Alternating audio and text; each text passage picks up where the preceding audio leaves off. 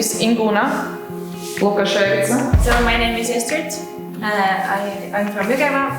Most of my life I've been playing with male hobby players. Играю центральным нападающим, но начинала левосторонним. When summer started at 2003, I was born then. I'm 17. I'm 43. Главная цель – это возобновить женский хоккей, возобновить сборную. I'll hold out right here with you. Et selle 2 päeva jooksul on siin olemine päris intensiivne. Laagrite ajal on selline komme, et pannakse teid mitte oma sõbra kõrvale istuma. Hotellis pannakse mitte oma sõbraga kokku, et õpiksite üksteist tundma. Team, it's very supportive, it's like a second family. Just calling, I'll run to. Kas on kedagi, kes eesti keelest aru ei saa üldse? Speaking first. We speak Finnish, we speak English, we can speak German. But all these languages, it's very important coming to one language. It's ice hockey language. And you have a chance? Sure. Hold your breath. We're not turning back. Включай машину. Your body, your machine.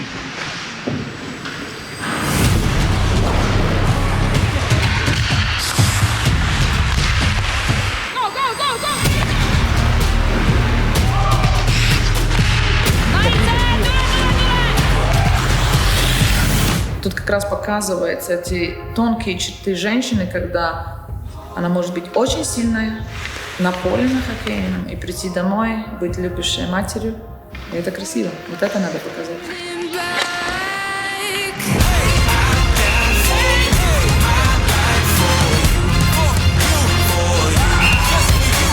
Austrian girls was exactly same situation what you are. Level this division. Every single year we lift up.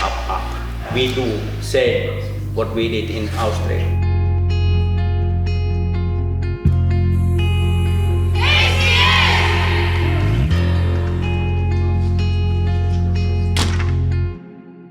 Мы можем сделать хорошую сборную и очень большой шаг вперед для развития эстонской хоккея женского.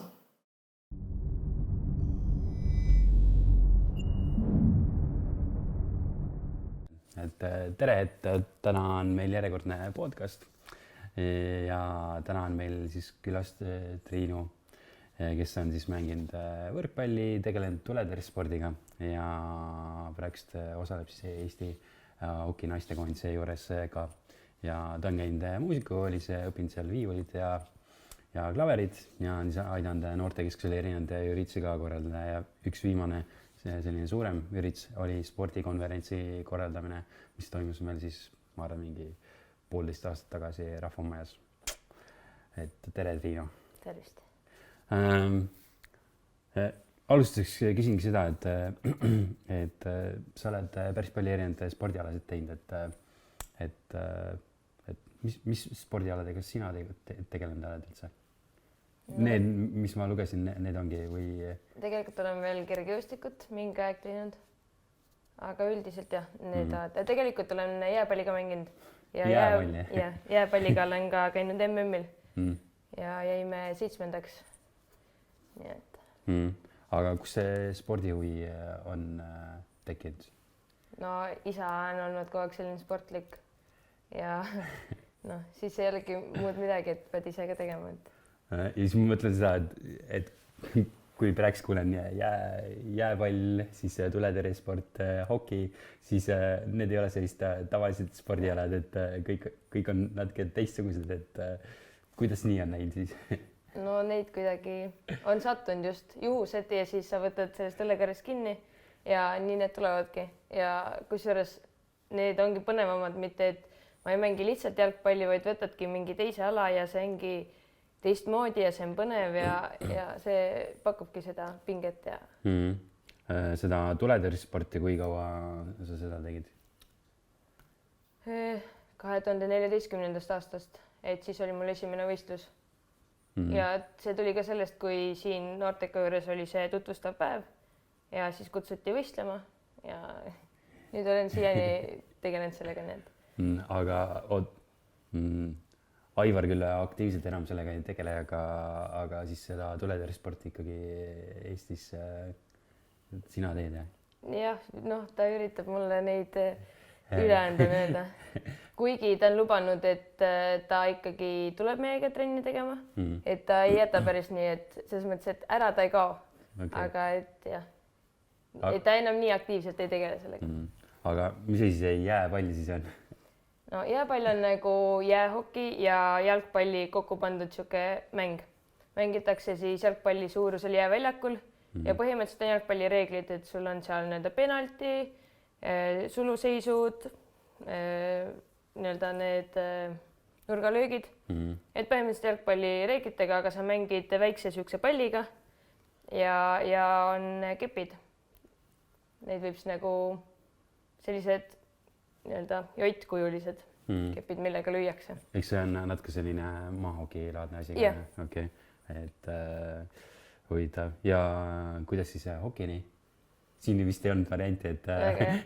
No isa hakkas sellega tegelema ja kooli juures oli varem ka jääd tehtud ja olin varem uisutanud. Ja siis kuidagi asjad arenesid niimoodi, et lõpuks jõudsid isaga trenni kaasa Tartusse ja mingi hetk siis Väravasse üldse jõudsin niimoodi, et meestemängeid oli palju seal platsi peal ja kuna sa olid tüdruk ja väike ja sa ei jõudnud midagi nii kiiresti uisutada, siis lihtsalt sa saidki vähe platsile ja siis ma mõtlesin, et Väravas ei ole kogu aeg kedagi ja meile tekkis ka mingi hokivarustus, väravavarustus just. Et mõtlesin, ma proovin. Ühe trenni käisin ära ja nüüd ma olen seal Väravas ja enam sealt välja ei lasta. Aga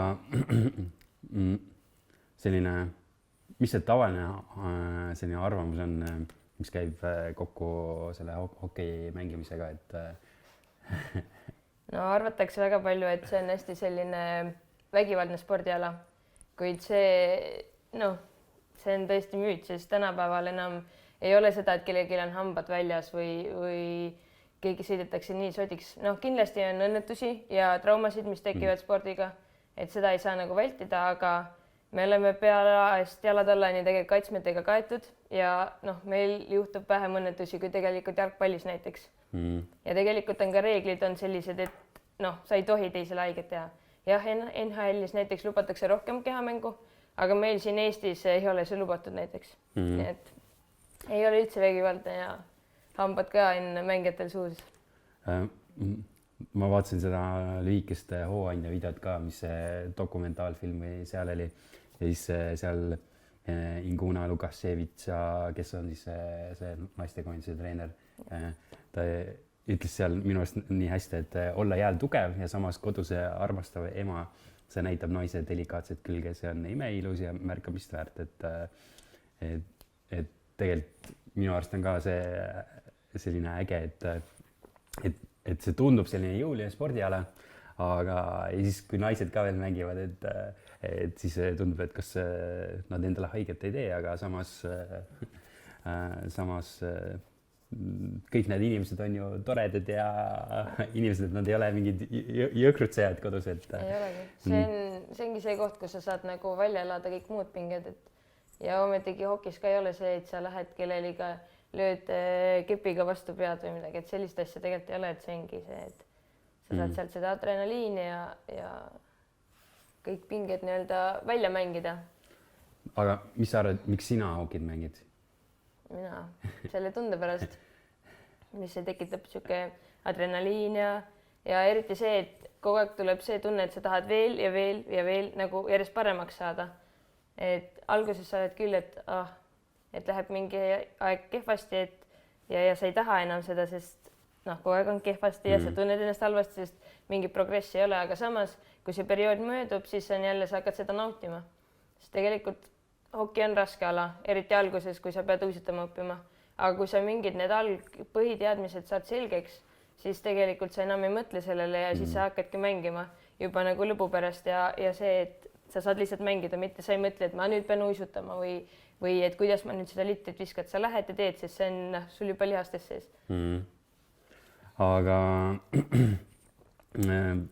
pärast seda hoki mängimist sa teed koos isaga siis trenni ka, jah. Et kuidas see trenni andmise asi alguse sai? See tuli tegelikult sellest, et kooli poolt pakuti, et neil on huviringid, et kas meist keegi ei tahaks hakata hokitrenni andma. Aga kuna keegi suurtest ei olnud nõus, siis ka kool pakkus, et miks mina näiteks ei võiks teha, et ma olen niikuinii koolis ja et peale tunde oleksid need trennid. Ja siis nii saigi, et proovisime. Ja nüüd juba 2 aastat. Ma olen nüüdseks küll juba kooli lõpetanud, aga nad küsisid, kas ma saan jätkata. Ja nii on toiminud vähemalt siiani. Et kuidas see trennimine, kas see trenni andmine on raske või kuidas see trenni andmine on, jah? No sellega on ka nii ja naa. On paremaid päevi, on ka halvemaid. Kõige raskem on just see, et nagu välja mõelda neid harjutusi, kuna sa kunagi ei tea, palju neid lapsi kohale tuleb. Ja siis sa saad küll midagi enam-vähem välja mõelda, et võiks seda teha ja siis vastavalt sellele korrigeerid, kes kohale tuleb. Ja väga raskeks teeb tegelikult veel ka see, et tasemeid on nii erinevaid. On neid, kes on juba seal aastaid teinud ja teised, kes on nagu alles nüüd tulnud. Ja siis tekib ka vahepeal see konflikt, et mina oskan, aga tema ei oska ja siis tulevadki igasugused ütlemised. Et see, et öelda talle, et tema on alles esimest aastat, et ta ei saagi osata nii kiiresti veel, et see on okei. Et see ongi keeruline, et kõigile mõista enda, et kui sina oledki tugevam, siis sa pead sellest aru saama ja teistega arvestama või vastupidi, et kui sa oledki alustanud, et sa ei saa kohe jätta pooleli, kui sul ei tule välja, sest teised on kauem olnud ja neid harjutusi ja asju, et kus need tulevad, et sa natuke võtad kindlasti enda pealt siis selle pealt ka, et mis on Martin teinud ja siis mis sellele vanusele enam sobib ja et see oleks mänguline. Ja võt see on eriti, et neile meeldiks, sest nad alati mängime. Et litriga tahetakse mängida, aga uisutada, ei taheta, aga siis alati ütled, et teeme nii palju harjutusi ära ja siis me saame terve aja mängida, siis on okei, teeme ruttu ära, et siis nagu see natuke motiveerib. Aga mõtlen seda, et mõned inimesed ütlevad, et hoki vastasena toomine on hullumeelne plaan, et eestlased ei ole kunagi selline hokirahvas olnud ja eriti siin ei ole seda kultuuri olnud, et mis sina neile ütled? No ma ütleks, et ega Eesti jalkarahvas ka ei ole, nii et kuidas võtta, et selles mõttes ikkagi me oleme Põhjamaad ja tallisport saame harrastada, eriti veel, kui meil sellised talved on, et saame ise oma jää peal, et ei pea kuhugi Tartusse sõitma selle jaoks. Ja samas, kui me võtame ka nüüd selle väljaku, mis me tegime, siis see ei ole ju ainult meile, sest siin saavad rulluisudega käia rulluisutajad, siis sama hästi saab siin korvpalli mängida, kehalise kasvatuse õpetajad on kasutanud nüüd talvel väga palju seda võimalust, et lasevad lastel uisutada. Ja kui keegi tahab suusatama minna, siis saavad uisutada. Et see on hästi. Ja samas nad on ju käinud ka seal mängimas näiteks rahvastepalli ja seal saaks tennist mängida. Seal on nii palju võimalusi, aga nähakse ainult seda, et meie mängime hokit. Ja tegelikult ju terve talv on teised huvilised ka käinud jää peal. Meie oleme ju ainult võib-olla paar tundi seal, teeme trenni ja ülejäänud aeg on vaba jää ja inimesed käivad seal lihtsalt talve nautimas. Ja ma olen kuulnud, et isegi Tartust on sõidetud kuskile, ja üks kõige naljakam lugu, mis ma kuulsin, oli see, et keegi tahtis vastasena sõitma tulla, aga tuli hoopis vaste kustesse ja otsis sealt rada. Et inimesed sõidavad isegi Tartust sinna kohale. Isegi Tallinnast on tuldud. Suvel hokiklubi Tornado on teinud 2 laagrit siin mitmepäevalist, et siin oli hea võimalus teha, kuna on olemas nii majutus kui ka suur väljak ja keegi ei piira selle kasutamist. Et tegid pikad päevad, 3 trenni olid nad siin, siis vahepeal käisid ujumas, tegid üldfüüsilisi harjutusi, et neil oli väga meeldis see, et nad tegid isegi teise trenni ja uuel aastal tahavad veel tulla. Sa oled seda hokikultuuri näinud mujal Eestis ka, et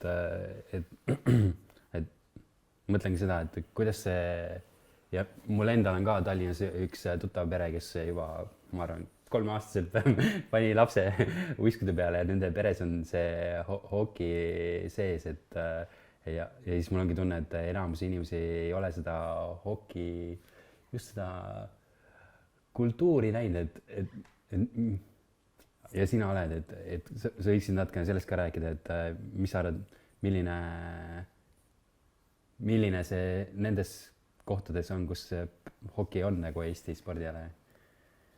No kindlasti kõige rohkem hokit või see hokikultuur kõige paremini tulebki välja võib-olla seal Ida-Virumaal ja sealkandis, et seal on see nii-öelda seda või vene verd on ka nagu sees, mis siis nagu annab niisugust venelaste see temperament ikkagi, kui näiteks Kohtla-Järve võistkonnaga mängime, et siis see vahepeal ikkagi lööb välja, et neil on nagu eriti näha, et kui nad mängivad, et siis võivad vahepeal nii-öelda rohkem sulle öelda seal ja võib-olla tõesti tulla ja tõugata sind, on ju.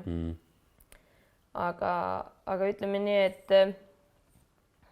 üleüldiselt Eestis mängijaid võiks kindlasti rohkem olla ja tegelikult see kultuur on veel eriti sihuke nii-öelda, ei teata sellest just nagu eriti naiste poole pealt, et kardetaksegi, et see on niisugune vägivaldne ja et seda ei tohiks naised mängida. Aga ma küsin siis seda, et kuidas siis, kellel ja kus tekkis siis selline mõte, et võiks Eesti naiste hokivõistkonna kokku panna või koondise kokku panna? No see tuli sellest, et tegelikult 12 aastat tagasi on olnud Eesti koondis ja siis tolle omal ajal oli ka mitu klubi. Aga mingi hetk siis see klubide asi hääbus ja kuna klubisid ei olnud, siis tegelikult ei saa ka panna koondist kokku, sest seal on teatud kriteeriumid, mille alusel saab panna, et sul peab olema kindel arv naiskondi ja sa pead kindel arv mänge mängima hooaja peale, et sa üldse saaksid sinna MM-ile minna mängima ja koondise kokku panna nii-öelda.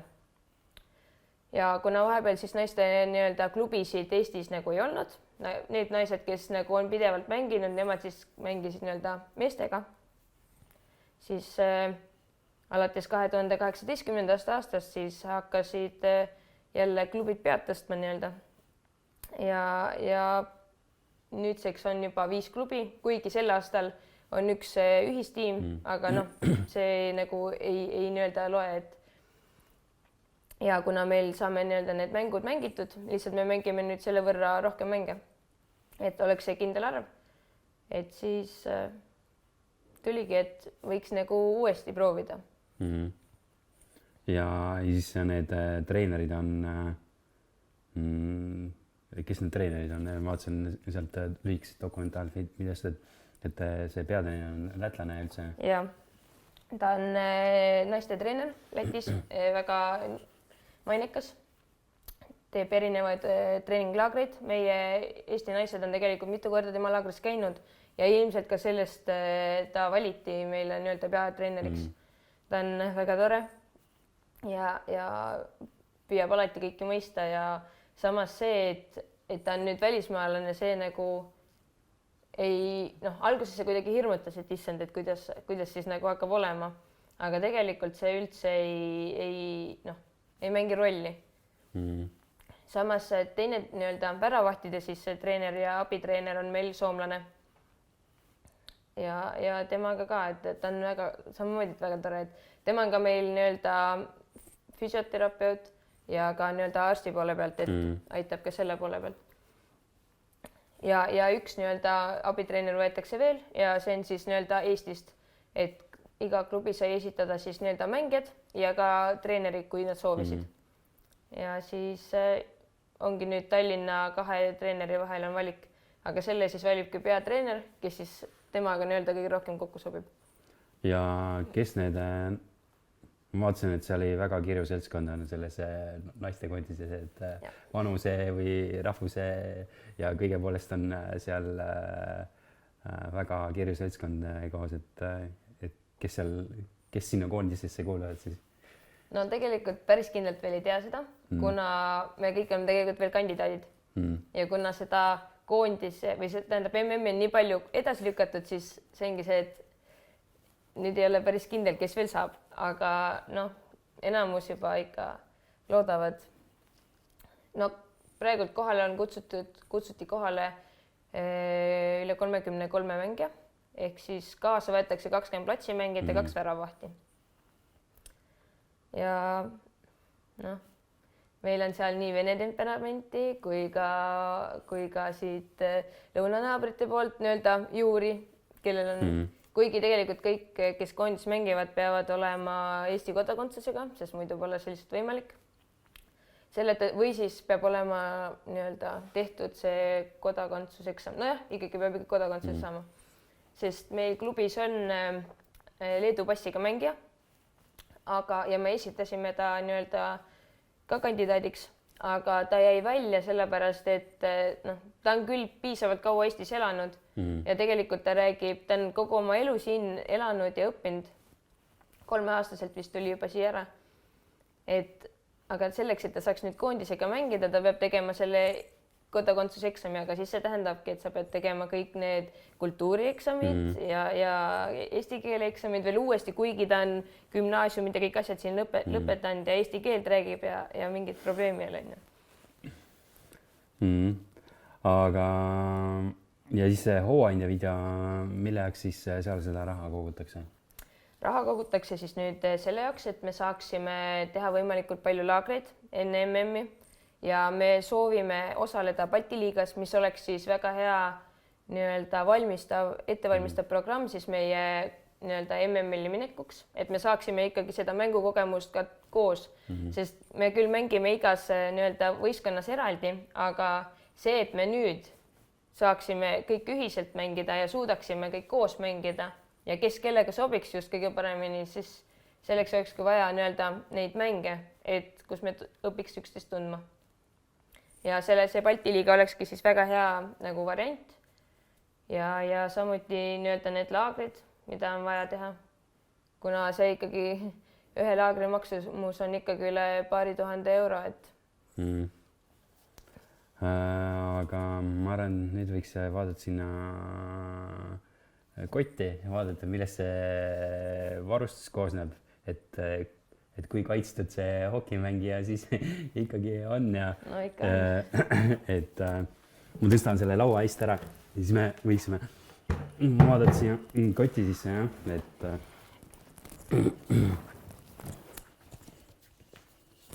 siis Albert käib ka hokitrennis, aga seal kindlasti on, lapsed ei pane nii palju varustust selga, et pigem on ja väravahil on veel eriti suur. Ja, eile veel trenni nii-öelda tegime mõne väikse lapsega tegime trenni ja siis ka ütlesid, et kuule, tule vaata, Triinul on sellised musklid, et lihtsalt sihuke suur varustus ja ja väravahil on arsti, siis väravaht peab kõige kaitstud olema arsti. Ja, sest kõige kiirem löök, mis on nii-öelda mõõdetud, on üle 180 kilomeetri tunnis tuleb liter, et see on valus.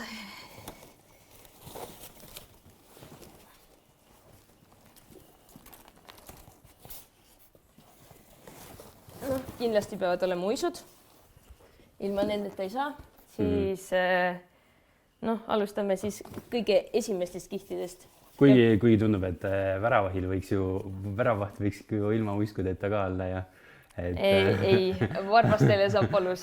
Okay. Selles mõttes, et tegelikult ongi väravahi uisud on veel ekstra nii-öelda tugevamad ja ninad on nagu päästjatel on siuksed tugevad ninad nii-öelda saabastel, et kui sa saadki litriga, siis see ei ole nii valus. Aga siis kindlasti peab olema kubemekaitse. Nii-öelda naistel on siis veits teistmoodi, ei ole nii suur kui meestel ja muidugi tegelikult mängija oma on väiksem, see on nii-öelda väravahi oma, et ta võimalikult palju kaitseks ära. Siis käivad peale püksid. Minule meeldib traksidega mängida, siis ei vaju need kuhugi alla. Kuigi paljud väravahid mängivad ka niimoodi, et neil ei ole trakse. Aga ma ei tea, kuidas see võimalik on, sest tänapäeval on püksid lihtsalt nii suured. Nad peavad lihtsalt olema suured, et sul mahuks ka see rinnakilp siia sisse. Siis on nii-öelda põlvekaitsmed. Need käivad nii-öelda eraldi põlve ümber et siis ei vigastaks ja ei põrutaks nii palju põlvi ära. Siis on neid kutsume pattideks.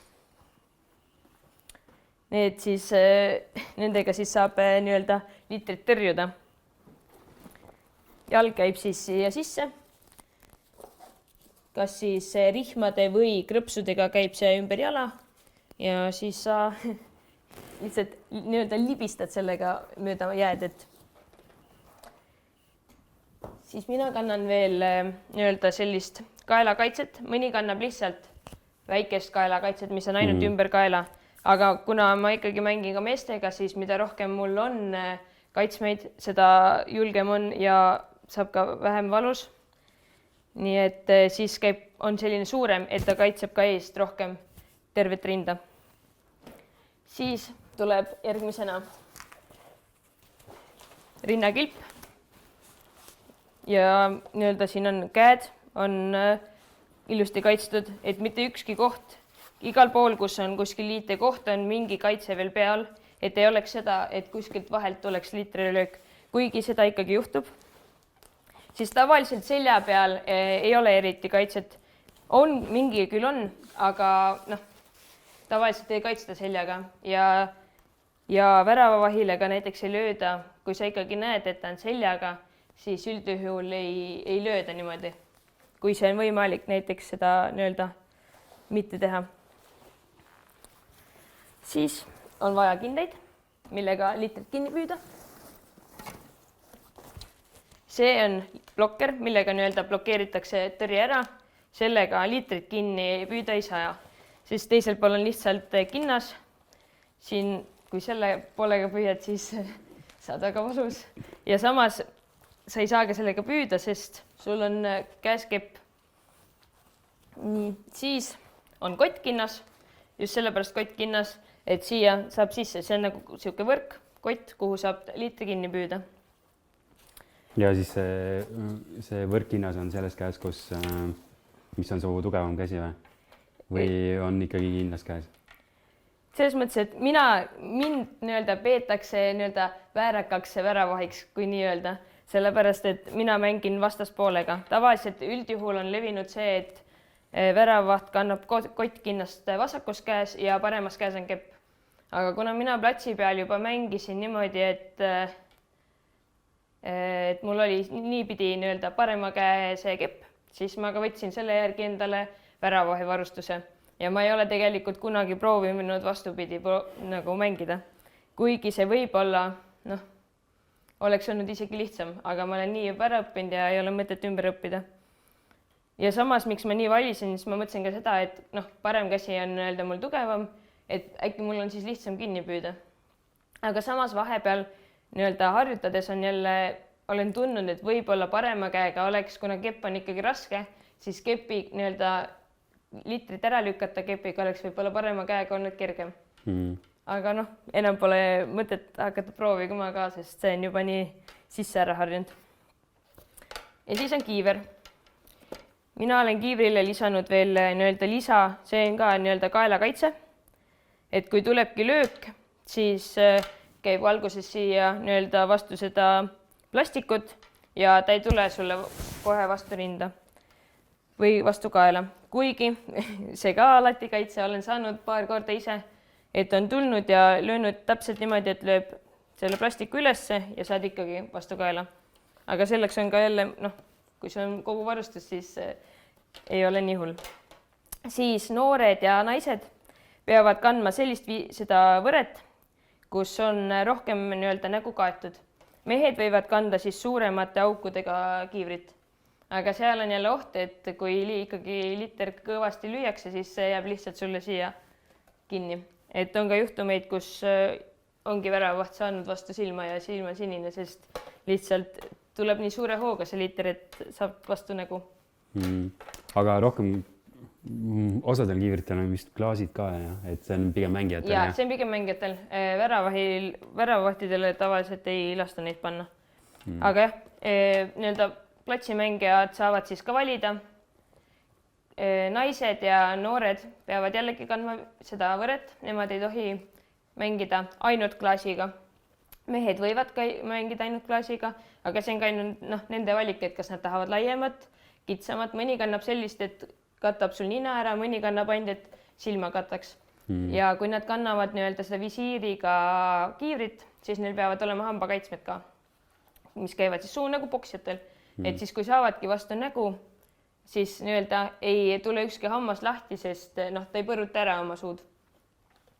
Ja samas on ka nii-öelda naistele on ka tehtud nüüd ja noortele siuksed visiire või õigemini siis nagu võresid, kus on nagu mingi osa on nii-öelda nagu klaasist ja alumine osa on näiteks võre, et siis saavad nemad ka nagu paremini näha. Ja siis kiivril on veel sees siuksed pehmendused, samamoodi pehmendused on ka mängikiivril. Ja väravavahi kiivril veel on siin sees nii-öelda higipael. Et kui sa hakkad higistama, et siis sul ei tuleks nii-öelda silma peale, see käib siia krõpsuga külge. Et see on väga jama, kui hakkab silma voolama higi, et tavaliselt siis hakkab ka nii-öelda kipitama silme, siis ei näe enam hästi.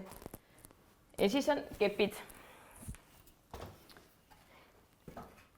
Ütleme nii, et kui koondisega mängid, siis peab olema vähemalt 2 keppi olemas. Tegelikult peaks alati olema 2 keppi olemas mängu ajal, sest kui üks sul läheb katkis, see on olemas. Aga just, et kui koondisega lähme me võistlema, siis meil on nõue, et meil oleks 2 identset keppi. Aga identne ei tähenda nüüd seda, et mul peab olema sama mark ja sama firma, vaid just see, et meil oleks sama pikkuskepid, samamoodi teibitud ja oleks nii-öelda sama nii-öelda kulp siis. Kulbiks nimetatakse siis seda nii-öelda kumerus siin kepil. Aga miks peab 2 identset olema siis? No see on lihtsalt kuidagi kokku lepitud sellised reeglid, et oleks, kuigi tegelikult minul on näha, et mul on, see on minu vana kepp, see musta värvi, et see on tegelikult lühem ja uus on nii-öelda natukene pikem. Aga see tuli ka sellest, et kuna esimene kepp mul oli puidust, siis ma seda nii-öelda tegin lühemaks alguses. Aga kui ma sain plastikkepi, siis ma alguses proovisin, et kas ma saaksin pikemaga, et ei ole mõtet, kui sa juba nii-öelda plastikkeppi hakkad lühemaks lõikama, siis tema painduvus ei ole enam see, mis ta nii-öelda alguses on nii-öelda kirja pandud. Ja nüüd ma olen sellega lihtsalt ära harjunud, et ta on siin natukene pikem, et nii-öelda kui võistlusele minekuks läheb, siis ilmselt peab teise kepi uue muretsema. Aga kui kiiresti siis selle varustuse selga saamine aega võtab? No ütleme nii, et 10 minutiga saab ilusti hakkama, kui järjest panna.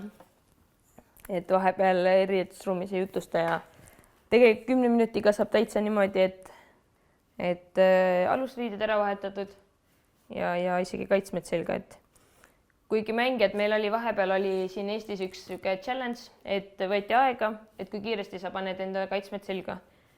Ja siin rekordajad olid seal 2 minutiga ja vähem, et. Sina võtsid sellest väljakutsest osa? Nii-öelda trennis küll, aga me nii-öelda üles ei filminud seda. Aga meil osad naised tegid, et me jaotasime ära, et kellele andsime selle ülesande ja kellele mitte. Aga kui siis täna oleks sul selline väljakutse? No siis tuleb panna. Et me võiksime siis proovida siin seda, et kui kiiresti siis saad selga ja siis seal on kindlasti mingi kindel selline riietus ka, mis peavad seljas olema, et mis siis selga peab sellel väljakutsel saama. Ja, no põhimõtteliselt ongi ainult kaitsmed, nii-öelda soepesu või siis aluspesu võib olla eelnevalt juba seljas. Okay. Et just ongi, et kui kiiresti saab nii-öelda kaitsmed ja muud asjad selga. Aga ma arvan, et mis me siis võime teha on see, et sa saad need asjad seal valmis panna ja siis ma võtan sult selle mikrofoni killist ära, siis ta hakkab kindlasti segama sind ja siis vaatame, kuidas meil läheb. Kas sa oled valmis? Jah, ma olen valmis. Nii, aga siis tähelepanu valmis olla läks.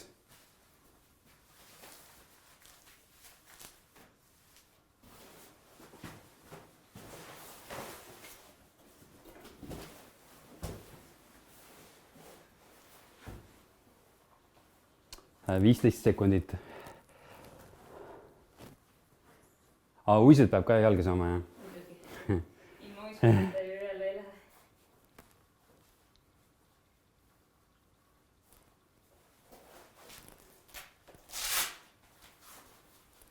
ja oluline on see, et need püksid oleks jalas, muidu on pärast keeruline panna muid asju.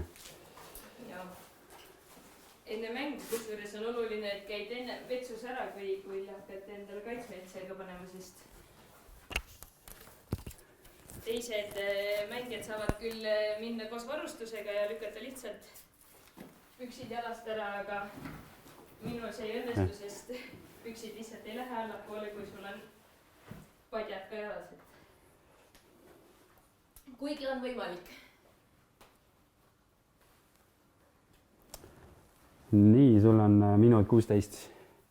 Ja, aga mõtlen, et teised naised ei olnud siis väravaid või?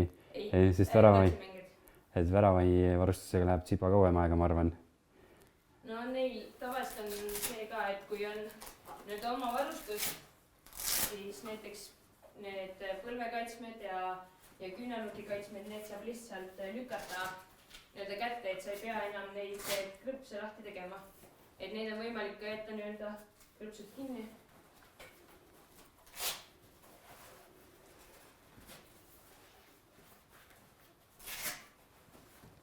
Aga mina pean iga kord need ära võtma, sest ma muidu ei saa neid lihtsalt seljast.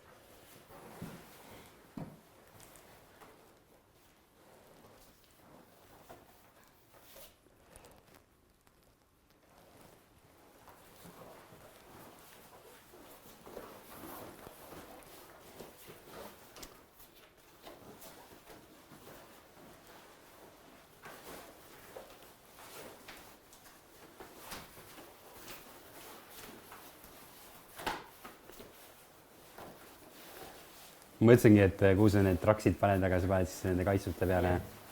Sest siis ta hoiab seda nii-öelda rinnakippi ka mõnusalt paigal. Et ta ei läheks vahepeal ära paigast kuskile.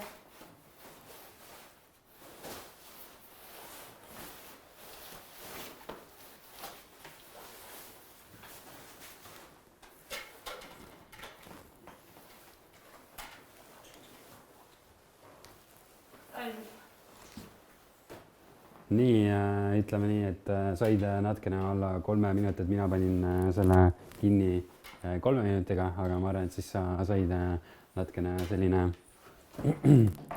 alla 3 minutiga. Kus siis sina ennast näed 5 aasta pärast? No kindlasti mängin hokit ja loodetavasti ka kondises, nii-öelda kõrgemal tasemel. Ja mis seal ikka, kindlasti võiks veel õppida midagi. Kui just nagu üleüldiselt vaadata.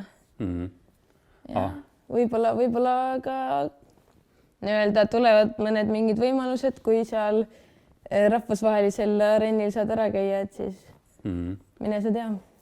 Aga siis sinu soovitused või et kui keegi tahaks hokiga pihta hakata ja ka kuskile kaugemale jõuda, et kuidas siis siin Vastsõnas alustada? No Vastsõnas tule võta ühendust või küsi, kuidas ma saaksin nii-öelda hokitrenni tulla, vahet ei ole kust, võid ka noortekast küsida. Siis alguses kindlasti ei pea muretsema, et kus ma saan varustuse. Me oleme alati andnud alguses kõigile varustuse, et see varustuse taha kunagi ei jää. Et leitakse võimalus, leitakse lahendus, kui ainult soovi on tulla. Ja mis seal ikka, et alati peab olema julgust ja tahtmist proovida. Aga mis sa arvad, mis see oluline asi on, et kuskile kaugemale jõuda hokis?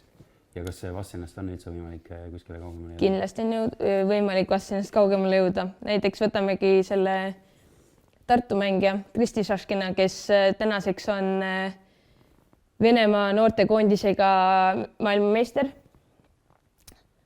Ta alustas Tartust. Okei, Tartu küll on suurem koht, aga ta oli üks ainukesi tegelikult, paar tüdrukut oli veel tol korral, kui ta alustas. Et ta trenniski poistega aastaid ja ta oli kuskil võistlustel jäänud silma.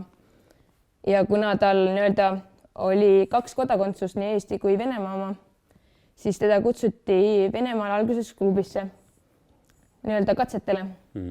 Ja sealt nii-öelda ta tähelen nii-öelda algas. Tänaseks ta siis nüüd on Šveitsid ühes klubis ja aeg-ajalt, kui ta Eestisse satub, siis ta tuleb, teeb sädega trenni, mis on väga tore sest noh, ta annab ka ise meile on paar korda trenni andnud, sest tema seal on teinud nii-öelda teistsugusemaid harjutusi. Ja samas, miks mulle meeldib, kui ta trennis käib, on see, et kui ta tuleb, teeb näiteks peale viskeid väravahile, siis ta näeb, kus on need tühjad kohad ja ta oskab anda nii-öelda tagasisidet, et kuidas ma saaksin seda nii-öelda olukorda kas teisiti mängida või teha nii, et seal ei oleks seda vaba kohta nii-öelda, kuhu ta saaks visata.